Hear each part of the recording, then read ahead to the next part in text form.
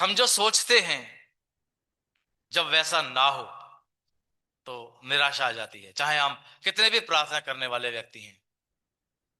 जैसा हम शेड्यूल लेके चल रहे हैं, हमने ना दिन देखा है, ना दोपहर देखी, ना रात देखी। और उसी दिन फंक्शन भी था, 5 तारीख को घर का फंक्शन था। और फंक्शन के बाद हमें रात को 12 बजे निकलना था। सब कुछ जो हम सोच रहे थे वो उससे आगे चल रहा है, लेकिन परमेश्वर हमारे साथ है। ये आपके साथ भी होता है, सबके साथ होता है कि जो हम सोचते हैं वैसा नहीं होता, तो चीजें बिल्कुल उलट होने लगती हैं और जीवन में निराशा आने लगती है। मार्था और मरियम नहीं चाहती कि उनका भाई मरे, लेकिन जैसा वो चाहती हैं वैसा नहीं हो रहा है। जैसा लाजर चाहता है वैसा नहीं हो रहा है, तो निराशा आती है। लेकिन जो परमेश्वर चाहता है उसे वो होने देता है। और लाजर की मृत्यु हो गई है। और आज का जो मेरा थीम है वो है the good news in bad situation. जो मेरा विषय है, the good news in bad situation, एक खुशखबरी निराशा की परिस्थिति में। और यहां पर हम देख रहे थे पिछली बार कि मार्था प्रवेश मसीह से कहती है कि यदि तू यहां होता तो मेरा भाई ना मरता। और ये जो चर्चा चली आगे तक बढ़ी, और यहां प्रभु यीशु मसीह ने कहा कि पुनरुत्थान और जीवन मैं हूं। अब आज का जो पोर्शन है जो हमने लिया है वह है 28 पद। 28 पद कहता है, यह कहकर वह चली गई और अपनी बहन मरियम को बुलाकर चुपके से कहा, गुरु यही है और तुझे बुलाता है। 28 पद की जो पहली लाइन है वो कहती है यह कहकर चली गई। क्या कहकर चली गई? क्या कहा उसने यीशु मसीह से? वहां उसने अपने विश्वास को प्रकट किया है मार्था ने। और क्या कहा उसने? 27 पद को देखते हैं। उसने कहा था, हाँ प्रभु, मैं विश्वास करती हूं कि परमेश्वर का पुत्र मसीह जो जगत में आने वाला था वो तू ही है। वो प्रभु को पहचान गई। उसके जो भरोसा है प्रभु पर, जो कुछ हुआ है, अब उसके पीछे जो एक बात है वह है विश्वास। मैं विश्वास करती हूं कि तू परमेश्वर का पुत्र है। और यह कहकर वो चली गई। और कहां गई है? अपनी बहन के पास गई और मरियम से कहा, गुरु यही है। और अब मरियम उठ करके यीशु मसीह के पास गई और जो बात मार्था ने कही वही बात यहां कह रही है। क्या? यदि तू यहां होता तो मेरा भाई नहीं मरता। क्या यह बात उसने मरियम मार्था से सुनी? नहीं। इतना समय नहीं था कि मार्था एक एक बात मरियम को बताए कि देख मैंने यीशु मसीह से ये कहा, उसने मेरे से ये कहा। ऐसा नहीं था। वो चुपके से गई है, जाके कान में एक बात कही कि गुरु यही है।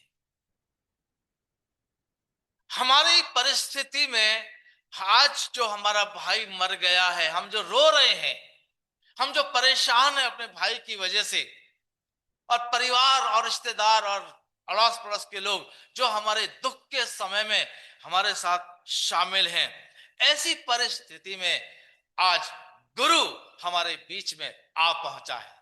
आप कहती है कि गुरु यही है, लेकिन गुरु तो आ गया है, होगा क्या? उसके आने से क्या होगा? और हम क्या बोलते हैं, जो होना था वो तो हो गया, अब हमारे हाथ में कुछ भी नहीं है।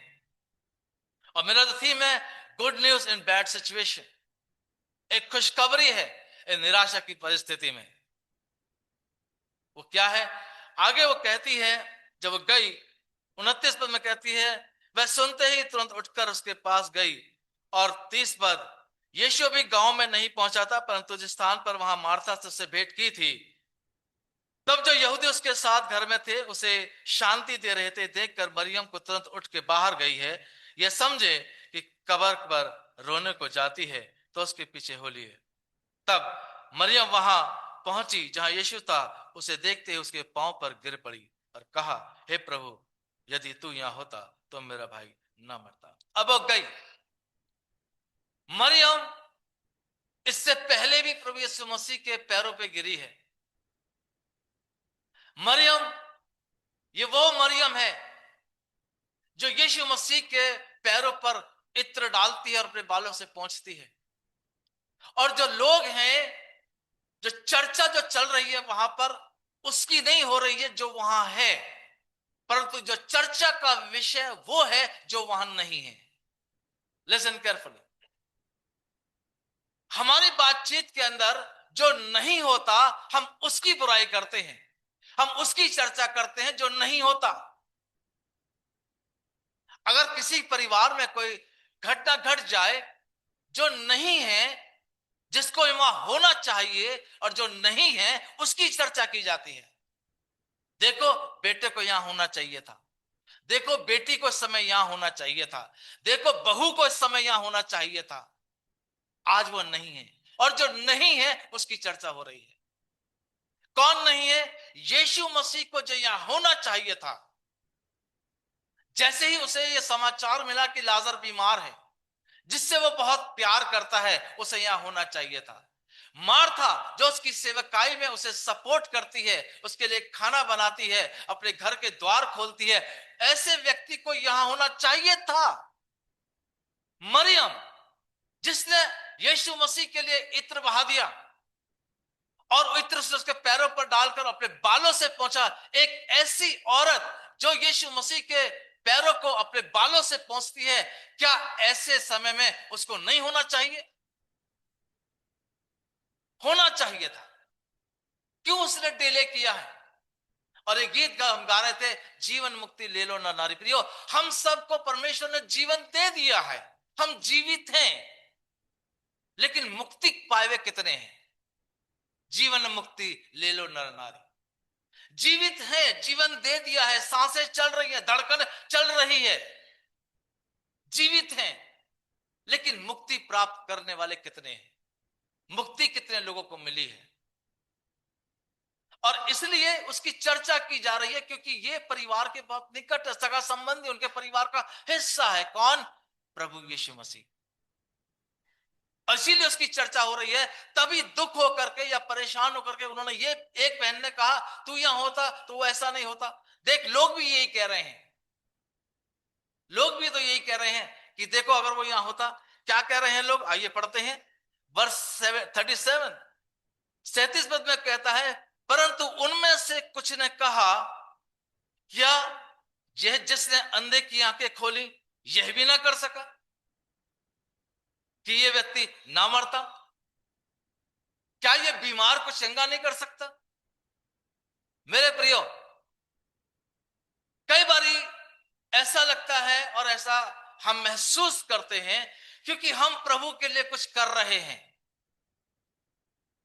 अब परमेश्वर हमारे लिए जरूर करेगा, क्योंकि हमने उसकी सेवा की है, हमने परमेश्वर को मजबूर कर दिया है, हम परमेश्वर को मजबूर कर रहे हैं। मैं देख तेरे लिए गीत गाता हूं, देख मैं तेरे लिए बजाता हूं, देख मैं तेरे लिए ये करता हूं, देख मैं संडे स्कूल की सेवा में हूं, देख मैं यूथ मिनिस्ट्री में हूं, देख मैं विमेन मिनिस्ट्री में हूं, देख मैं ये करता हूं, देख मैं ये देता हूं, देख मैं दशमांश देता हूं। अब परमेश्वर मजबूर हो गया है कि वो मेरे लिए करेगा। मैंने उसे मजबूर कर दिया है क्योंकि मैं उसकी सेवा करता हूं।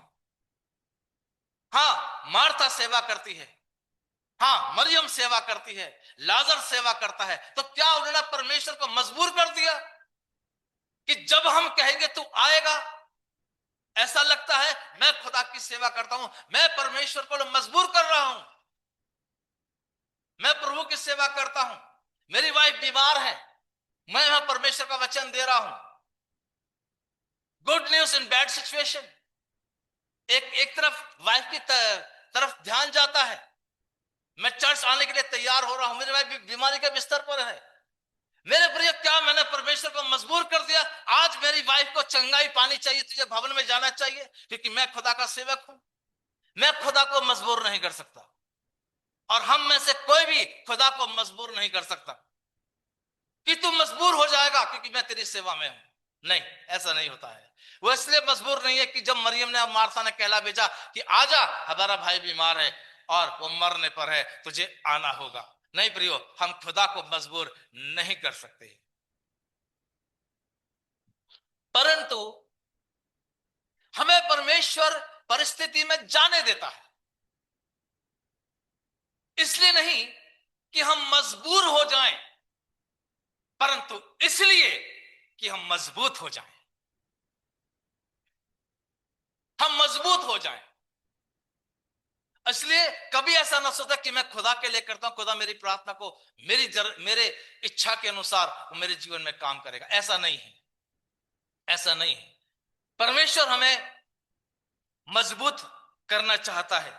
और तब आकर के उसने वही बात कह दी जो उसकी बहन ने कहा था, यदि तू यहां होता तो मेरा भाई नहीं मरता। अब मरियम ये कह रही है और लोग तसल्ली दे रहे हैं, लेकिन लोग चर्चा ये कर रहे हैं कि तुम तो बड़ी सेवा करते हो उसकी, तुम तो बार बार भवन में जाते हो सकता है आप में से जितने लोग परमेश्वर की भवन में आराधना करने के लिए हर संडे आते हैं, लोग आपसे कहें अरे आप तो हर संडे आराधना करने जाते हो, आप तो प्रार्थना करने जाते हो, आप तो प्रार्थना सेशन में जुड़े रहते हो, क्या आपके जीवन में ऐसा हो गया?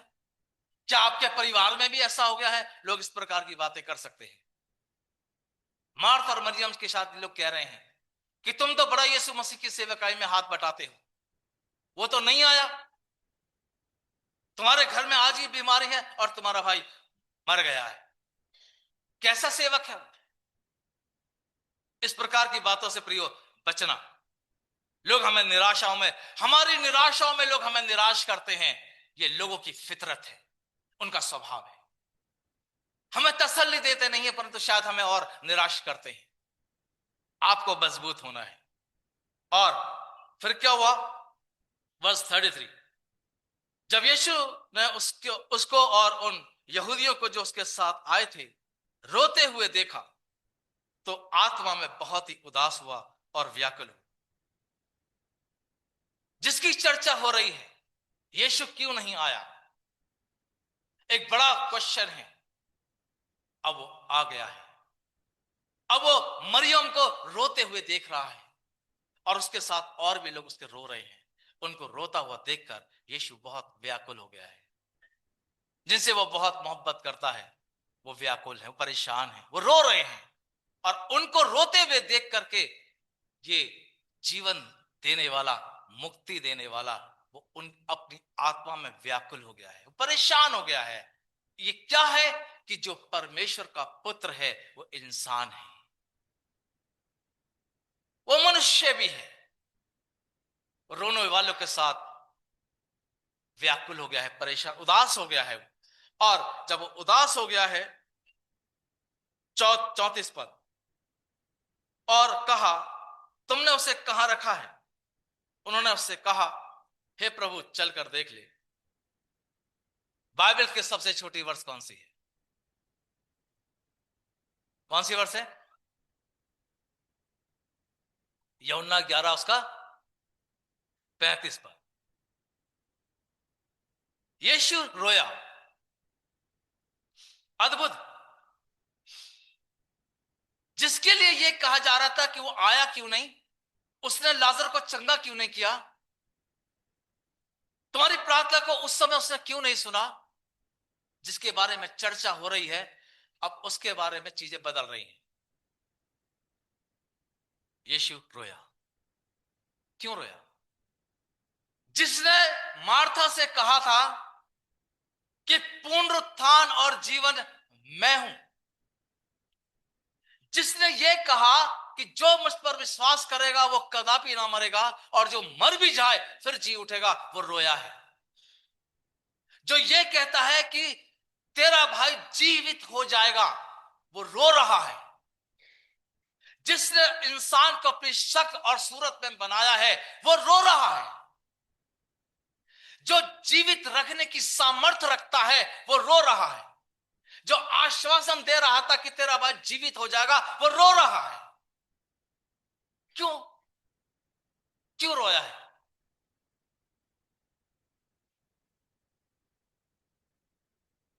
क्या जीवित परमेश्वर के हाथों से वो चीजें निकल गई हैं इसलिए रो रहा है? क्यों रो रहा है? वो वहीं से कह देता कि जा तेरा भाई जीवित है, और वो जीवित हो जाता। जो कह सकता था कि जा, मैंने कह दिया है, जाके देख ले तेरा भाई मरा नहीं है, जो मर गया था उसे मैंने जीवित कर दिया, जाके देख। यीशु को जाने की जरूरत नहीं थी। लेकिन जो ये कहता है कि पुनरुत्थान और जीवन मैं हूं, वो रो रहा है। जो जिंदा कर सकता है वो रो रहा है। यीशु रोया है। क्यों? क्या इसलिए कि लाजर मर गया है इसलिए रोया है? लाजर के लिए तो उसने अपने चेलों से कह दिया था, हमारा भाई जो सो गया है, आओ हम उसे जगाने चलते हैं। उन्होंने अपने चेलों से कहा था, तभी तो कहा था तो माने, अरे वहां तुझे मार देंगे, तू कहां जा रहा है? हमारा भाई सो गया है, चलो हम उसे जगाने चलते हैं, उसे कह रहा है। उसके बाद में वो रोया है। क्यों रोया है? अलग अलग लोगों ने अलग अलग विचारधाराएं की हैं कि यीशु रोया है। यस, वो रोने वालों के साथ रो रहा है। वो इसकी परिस्थिति को देख रहा है कि मौत एक इंसान की जिंदगी में कैसा माहौल पैदा कर सकती है। जब कोई अजीज मर जाता है तो परिवार में क्या हो जाता है, वो उस चीज को महसूस कर रहा है, और महसूस करके रो रहा है। उसके अपने जिनसे वो बहुत मोहब्बत करता है, जब मौत उन्हें अपने हाथ में ले लेती है तो जिंदगी कैसी हो जाती है, और लोग जो जीवित हैं वो कितने निराश होते हैं और टूट जाते हैं। वो मौत जिनसे वो लोगों को बचाने के लिए आता है, उसका वो मंजर को देख रहा है कि जब कोई व्यक्ति मर जाता है तो उसकी कंडीशन कैसी हो जाती है। रोया है कि मौत बहुत भयानक है, और जो आदमी मर जाए उसका भविष्य क्या होता है ये खुदा जानता है। वो रोया है। मेरे प्रियो, अगले महीने हम लोग क्रिसमस की तैयारी करेंगे। प्रभु यीशु मसीह आया इसीलिए है कि वे मौत को हराए। मौत सही नहीं है। मृत्यु जीवन में अगर आ जाए और जब वो जीवन खत्म हो जाता है तो हालात बदल जाते हैं। चाहे धनवान हो, चाहे ज्ञानवान हो, चाहे पहलवान हो, आप कुछ भी क्यों ना हो, जब जीवन में मौत आ जाती है परिवार की स्थिति बिगड़ जाती है। तो उस बिगड़ी हुई स्थिति को देख रहा है, और उसकी बहन मार्था और मरियम रो रही हैं, बाकी लोग रो रहे हैं। उस माहौल को देख करके वो भावुक हुआ है, व्याकुल हुआ है, परेशान हुआ है, इसलिए वो रोया है। और यहां पर रोने का एक और कारण यह है, वो ये दर्शा रहा है कि मैं तुम्हारे दुखों में दुखी हूं। वो हंस नहीं रहा, आते ही वो ये चमत्कार नहीं कर रहा है, परंतु ये दिखाना चाहता है कि जिनसे मैं मोहब्बत करता हूं, जब उनकी जिंदगी में परेशानियां आती हैं तो खुदा भी हमारे साथ हमारी परिस्थिति में खड़ा हो जाता है। इसलिए वो रोया है। मेरे प्रियो, सारे दुनिया को बनाने वाला, इंसान को बनाने वाला, सारे हालात को अपने काबू में रखने वाला वो रोया है। इसलिए क्योंकि वो आया है, इसलिए उसे मौत का सामना करना है। अपने लोगों के जीवन से जो आत्मिक मौत है उन्हें बचाना है। इसलिए प्रभु यीशु मसीह इस दुनिया में आया है। वो चिंतित है। इसीलिए यहोवा परमेश्वर चिंतित था कि मानव जाति हमेशा हमेशा के लिए मुझसे अलग ना चली जाए, नरक में ना चली जाए। मानव जाति को बचाने के लिए उसने अपने पुत्र को भेजा है, और पुत्र अब मौत की चीज को देख रहा है कि मौत कैसी है, और उसे मौत का सामना करना है। वो डरा नहीं है। डर गया होता तो क्रूस पर नहीं चढ़ता, परंतु वो मोहब्बत करता है हम लोगों से, इसलिए नहीं चाहता कि कोई भी नाश हो। वो रोया है मेरे प्रियो, इसलिए कि जिन्हें वो बचाना चाहता है वो खुद मरना चाहते हैं।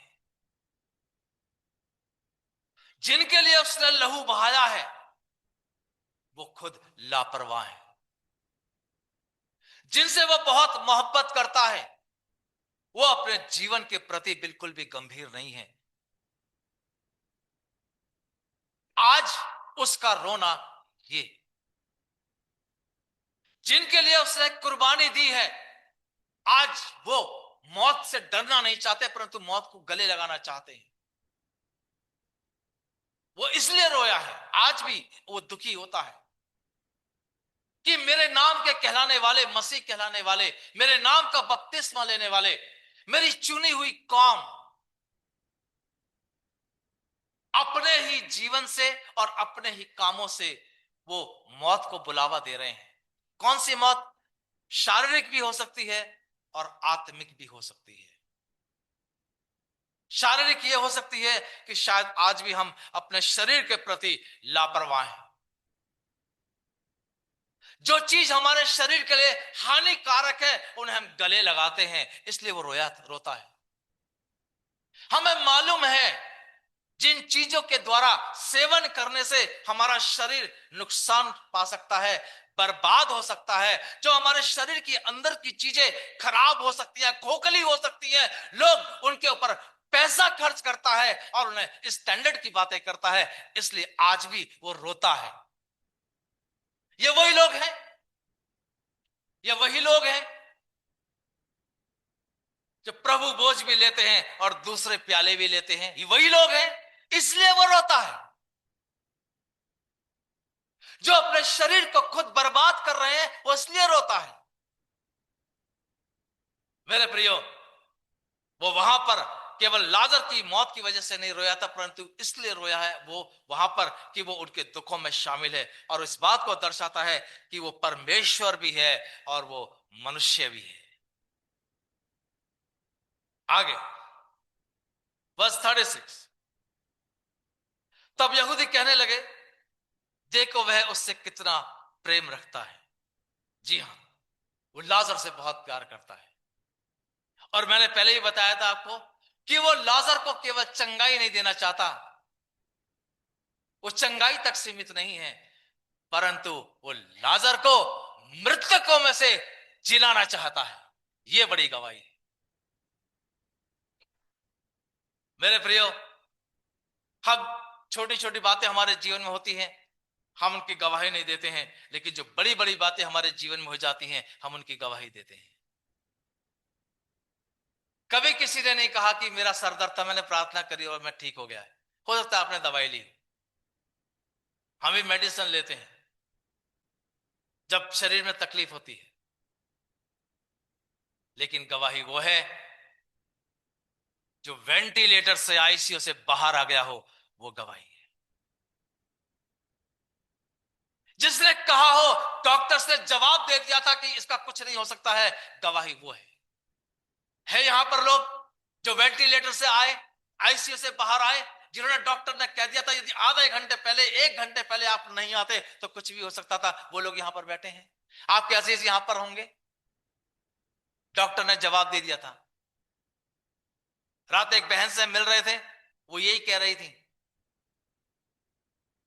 कि एक समय तो ऐसा आ गया था हमारे परिवार में रोना धोना हो गया था। रात एक बहन बता रही थी, नॉन क्रिश्चियन है, लेकिन प्रार्थना की गई और जब प्रार्थना हुई तो आज वो जीवित है। ये गवाही है। लाजर को वह जाने देता है कहां? गुफा में, कफन में लिपटा रहना चाहता है कि तू इस परिस्थिति में पहुंच जाए कि तू मरे और मैं तुझे जीवित करूंगा। ये गवाही। वो रोया है और रोने के साथ साथ केवल रोता नहीं रहा, परंतु प्रियो वो अपनी सामर्थ को प्रकट करता है। किसके जीवन में? जिनसे वो बहुत मोहब्बत करता है। वो आप और मैं हैं। प्रतिदिन वो हमारे जीवन में अद्भुत काम करता है, हम जाने ना जाने या पहचाने या ना पहचाने। और लोग चैलेंज कर रहे हैं, देखो जिसने अंधों की आंखें खोली, कोड़ियों को चंगा क्या, दुष्टात्माएं निकाली, ये किया वो किया, एक लंबी लिस्ट बता रहे हैं यीशु मसीह के बारे में। क्या वो लाजर को नहीं कर सका? नेगेटिव विचारधारा। ऐसे लोगों से आपको बचना है, जो हमारे हमारे परमेश्वर के लिए चुनौती का कारण बन जाए कि तुम्हारा परमेश्वर ऐसा भी नहीं कर सकता। कई बार हमारे लोग जो नए नए विश्वास में आए हैं, जब उनके जीवन में समस्याएं आती हैं, वो भी शायद पछताते हैं, अच्छे यीशु मसीह के पास आए। नहीं प्रियो, प्रभु कभी भेदभाव नहीं करता और ना ही परमेश्वर की सामर्थ्य कभी खत्म होती है। मैंने कहा आपसे, वो हमें परिस्थितियों में हमें इसलिए जाने देता है, इसलिए नहीं कि हम मजबूर हो जाएं, परंतु इसलिए कि आप मजबूत हो जाएं। आगे बढ़ते हैं 38 पर। 38 में कहता है, यीशु मन में फिर, यानी कि दोबारा से, फिर एक बार हुआ, 38 में फिर यीशु मन में फिर बहुत उदास होकर कब्र पर आया, और वह एक गुफा थी और एक पत्थर उस पर रखा था। 39 पद, यीशु ने कहा, पत्थर हटाओ। उस मरे हुए की बहन मार्था उससे कहने लगी, हे प्रभु, उसमें से तो अब दुर्गंध आती होगी, क्योंकि उसे मरे हुए 4 दिन हो गए। क्या मार्था गलत है? क्या मार्था गलत है? 4 दिन हो गए मरे हुए, कपड़े से लिपटा हुआ है, गुफा में रख दिया है, पत्थर लगा दिया है। प्रियो, गूंदा हुआ आटा फ्रिज में भी बदबू मारने लगता है। हालिया फ्रिज में भी चीजें खराब हो जाती हैं। 4 दिन 5 दिन फ्रिज में कोई चीज रख दो, हम इसलिए फ्रिज में रखते हैं चीजें ताकि खराब ना हो, लेकिन एक समय आता है कि चीजें फ्रिज में भी खराब हो जाती हैं। यहां तो गुफा है, बंद। जो ये कह रही थी, मैं विश्वास करती हूं कि मेरा भाई जी उठेगा, अब जब समय आ गया है, जो जीवित करने वाला ये कह रहा है कि पत्थर हटाओ, तो क्या बोल रहे हैं? अब तो उसमें से बदबू आती है। सोच से ही कह रही है, ये इंसानी फितरत है। ये हम भी जानते हैं, जितने मेडिकल लाइन के लोग यहां बैठे हैं वो क्या कहेंगे, मॉर्चरी में से कोई आदमी है, उसमें से बाहर निकालो और कह दो कि इसे ओपन में रख दो, क्या बोलेंगे आप? नहीं नहीं नहीं नहीं। शवगृह में से किसी को निकालकर बाहर रखा जाए तो उसमें से बदबू आ जाएगी। तभी तो बर्फ लगाते हैं, आइस फ्रिज का इंतजाम करते हैं, ये करते हैं वो करते हैं, ताकि शरीर में से बदबू ना आए। अब 4 दिन हो गए हैं, मार्था यीशु मसीह को याद दिला रही है, 4 दिन हो गए, और जो जीवित करने वाला है वो कहता है कि पत्थर हटा, और वो कह रही है कि इसमें से बदबू आती होगी। Good news in bad situation. जिसमें से बदबू आती होगी उसके लिए प्रभु कहता है उसका पत्थर हटा दो। Let's read 40। यीशु ने उससे कहा, क्या मैंने तुझसे नहीं कहा था कि यदि तू विश्वास करेगी तो परमेश्वर की महिमा को देखेगी? मैंने कहा तो था। यह बीमारी मृत्यु की नहीं है, परंतु परमेश्वर की महिमा के लिए है। और अब परमेश्वर अपनी महिमा को इस तरीके से लेगा कि मरे हुए 4 दिन के इस लाजर को वो जीवित करके परमेश्वर की महिमा करेगा। प्रभु जानता है कि परमेश्वर की महिमा कब और कैसे होगी, लेकिन यही विश्वासी बहन प्रभु से कहती है कि नहीं नहीं नहीं नहीं नहीं, it's not possible, please don't say that, ये तो असंभव नहीं है, 4 दिन हो गए हैं। और जो अपने भाई से बहुत प्यार करती है वो शायद मुंह ढकेगी, बदबू आती होगी उसमें से, हम भी तो यही करते हैं। लेकिन प्रभु मार्था की बात पर विश्वास नहीं कर रहा है, ना वो गौर कर रहा है। प्रभु जो कर रहा है और प्रभु जो कह रहा है वो प्रभु जानता है, हम नहीं जानते। हमारी परिस्थिति कुछ ऐसी अगर है, हमें ऐसा लगता है कि नहीं प्रभु अब तो कुछ नहीं हो सकता है। विश्वासियों, खुदा पे भरोसा रखो, खुदा पे भरोसा रखो। आज जो बेटा या बेटी ऐसा लगता है कि पता नहीं इसको नौकरी मिलेगी या नहीं मिलेगी, विश्वास रखो, परमेश्वर आपकी और हमारी प्रार्थना को अवश्य सुनेगा। हमारे बच्चे भी नौकरी प्राप्त करेंगे। जो बेटा और बेटी वाले हैं जो अपने बच्चों के जीवन साथी की खोज कर रहे हैं, आप यकीन करो परमेश्वर आपकी जिंदगी में अद्भुत काम करेगा, लेकिन अपने समय पे करेगा। बिलीव। और वो कह रहा है कि मैंने तो कहा था ना तेरा भाई जी उठेगा, और तू कहती है कि उसमें से बदबू आती होगी। क्या सच है? सच वो है जो प्रभु कहता है। यदि आपके जीवन में किसी प्रकार की कोई निराशा है और आप यहां पर बैठे हैं प्रियो, एक ही चीज मैं कहूंगा कि प्रार्थना तो हम सब करते हैं, प्रार्थना में विश्वास कितना है। वो प्रार्थना का जीवन कैसा है? जो प्रार्थना प्रार्थना कर रहा है उसका जीवन कैसा है? क्या प्रार्थना के समय में ही प्रार्थना का जीवन है और उसके बाद जब कहा जाता है कि प्रार्थना करो तब आप जाकर के प्रार्थना करते हो तो आपका प्रार्थना का जीवन बन जाता है, और उसके बाद आज प्रार्थना बहुत कॉमन हो गई है। एक विषय के लिए कहो 3 विषय कर सकता है आदमी। छोटी प्रार्थना के लिए बड़ी प्रार्थना कर सकता है व्यक्ति। प्रार्थना का जीवन कैसा है और प्रार्थना करने वाले का विश्वास कैसा है, यह भी तो जरूरी है। वो कह रही है कि मैं विश्वास करती हूं कि पुनरुत्थान और जीवन तू ही है, और वो क्या कह के चली गई कि परमेश्वर का पुत्र जो मसीह आने वाला था वो प्रभु तू ही है। और वो प्रभु जब उससे कहता है कि पत्थर हटा, वो कहती है कि नहीं, उसमें से बदबू आती होगी। हमारा स्वभाव हमारे प्रार्थना में आगे आता है, हमारा स्वभाव हमारे विश्वास में हमारे लिए बाधा बन जाता है, हमारा स्वभाव हमारी आराधना में बाधा बन जाता है। मेरे प्रियो, हमारा स्वभाव कई बार परमेश्वर के साथ और परमेश्वर की बात पर यकीन नहीं करता है कि खुदा हमारे साथ है। जो हमारा स्वभाव है, हमें इस पर काम करने की जरूरत है। अब प्रभु कहता है जिस पर वो विश्वास करती है, वो कहता है कि पत्थर हटाओ। वो कह रही है कि इसमें से बदबू आती होगी, उसे मरे हुए 4 दिन हो चुके हैं। 40 पद, यीशु ने उससे कहा क्या मैंने तुझसे नहीं कहा था, यदि तू विश्वास करेगी तो परमेश्वर की महिमा को देखेगी। प्रियो, हमारे जीवन समस्याएं इसलिए भी हैं कि परमेश्वर अपनी महिमा को प्रकट करेगा, क्योंकि गवाहियां वो बनती हैं जहां परेशानियां होती हैं। परेशानी नहीं तो गवाही भी नहीं है। वर्स 41, तब उन्होंने तब उन्होंने उस पत्थर को हटाया। यीशु ने आंखें उठाकर कहा, हे पिता, मैं तेरा धन्यवाद करता हूं कि तूने मेरी सुन ली है। मैं जानता था कि तू सदा मेरी सुनता है, परंतु जो भीड़ आसपास खड़ी है उनके कारण मैंने ये कहा, जिससे कि ये विश्वास करें कि तूने मुझे भेजा है।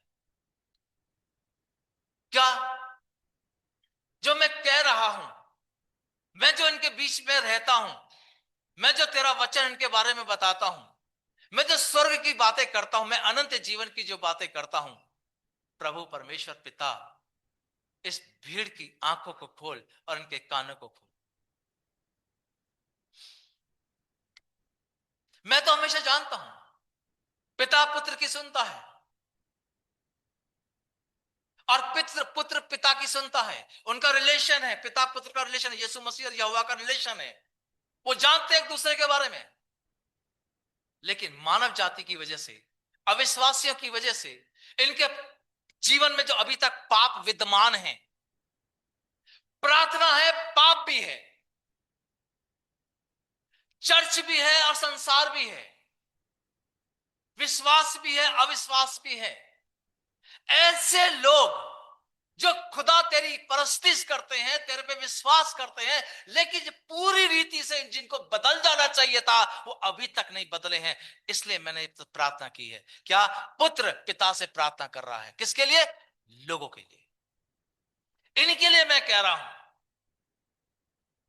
जो विश्वास करते हैं लेकिन जीवन में परिवर्तन नहीं है, जहां परमेश्वर का कोई स्वभाव नजर नहीं आ रहा है, इनकी वजह से मैंने ये कहा है। और वो प्रार्थना कर रहा है, प्रार्थना करके, पिता से विनती करके, तो वो लोग क्या कहता है, वर्स 43, प्रार्थना की यीशु मसीह ने अपने पिता से।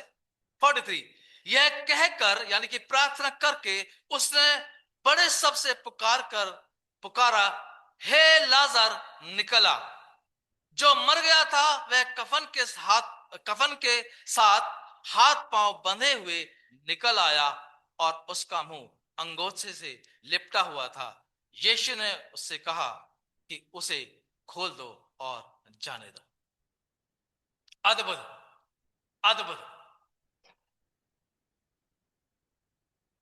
किसी के हाथ और पैर बांध दिए जाएं और लेटा दिया जाए, और तब उससे कहा जाए खड़ा हो जा, खड़ा होगा।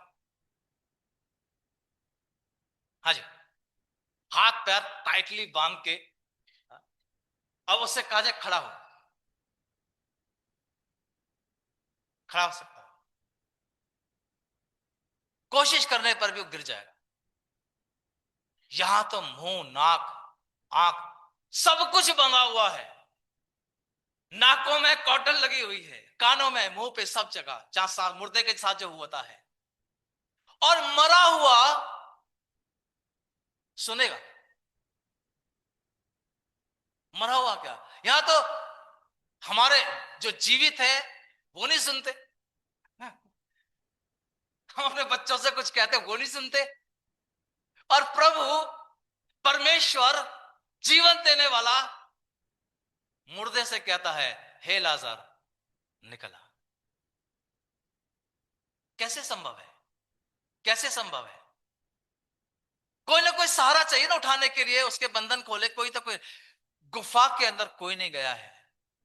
अगर निराशा में, उस अंधकार में, उस मृत्यु के स्थान पर अगर कोई गया है, तो परमेश्वर की वाणी गई है। हालेलुया। परमेश्वर की आवाज गई है, और उस वाणी के अंदर परमेश्वर की पवित्र आत्मा की सामर्थ्य गई है, जिसकी सामर्थ्य से वो मुर्दा जीवित हो गया है। हे लाजर निकला।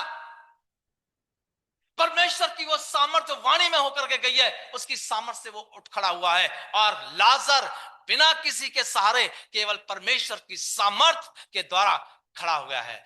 मुर्दा खड़ा हो गया है। प्रभु ने कहा था कि ये बीमारी मौत के लिए नहीं है, परंतु ये बीमारी इसलिए है कि परमेश्वर की महिमा हो। और अब परमेश्वर की महिमा हुई है। और लाजर से उसने कहा कि तू निकला। मुर्दा आज्ञा मान रहा है? जिसकी सांसें नहीं चल रही है, वो आज्ञा का पालन कर रहा है, खड़ा हो गया है, और लाजर बाहर निकल आया है। कमांडमेंट, आज्ञाकारी था। Obedience is important. जो प्रभु ने कहा है वैसा करना है। हमें भी तो निकाला है। निकल वहां से जहां तेरा शरीर और तेरी आत्मा निराश, बिल्कुल बर्बाद हो सकती है। जो निराशा की परिस्थिति में जीवन जी रहा है, प्रभु ने कहा है, हे निकला। और हम सब आज जो परमेश्वर की आराधना कर रहे हैं प्रियो, हम सब वहां से निकल करके आए हैं। हम सब बदल गए हैं। और लाजर जैसा था वो निकल के आ गया है। अब जो मर्द था उसमें सांसें चल रही हैं, उसकी धड़कन स्टार्ट हो गई है, और वो बदल गया है। 44 पद में वो कहता है, जो मर गया था वह कफन से हाथ पांव बंधे हुए निकल आया, और उसका मुंह अंगों से लिपटा हुआ था। यीशु ने उससे कहा, उसे खोल दो और जाने दो। अब मुर्दा चल रहा है, मुर्दा सुन रहा है, मुर्दा आज्ञा का पालन कर रहा है। मेरे प्रियो, ये क्या है? यह है आत्मिक मुर्दापन। जिन्होंने अभी तक परमेश्वर की वाणी को नहीं सुना है, आज सुन लो। परमेश्वर आपसे कहता है, निकल आओ। आप किस परिस्थिति में डूबे हुए हो? कौन सी निराशा है जो आपको परेशान कर रही है? आज परमेश्वर आपसे कहता है, वहां से निकल करके खुदा के पास आ जाओ। अगर लाजर कब्र से बाहर निकला है तो किसके पास गया होगा? बहन के पास, प्रभु के पास। आओ हम निकल करके आ जाएं। प्रभु बाहें फैलाए हुए खड़ा है और वो कहता है निकला। भले ही तुम अपने आप को कहते हो विश्वासी हो, लेकिन अगर परेशान हो, चिंतित हो, निकल आओ। केवल परेशानी से नहीं निकलना है प्रियो, अभी बहुत सी चीजें हैं जिनसे हमें बाहर निकलना है।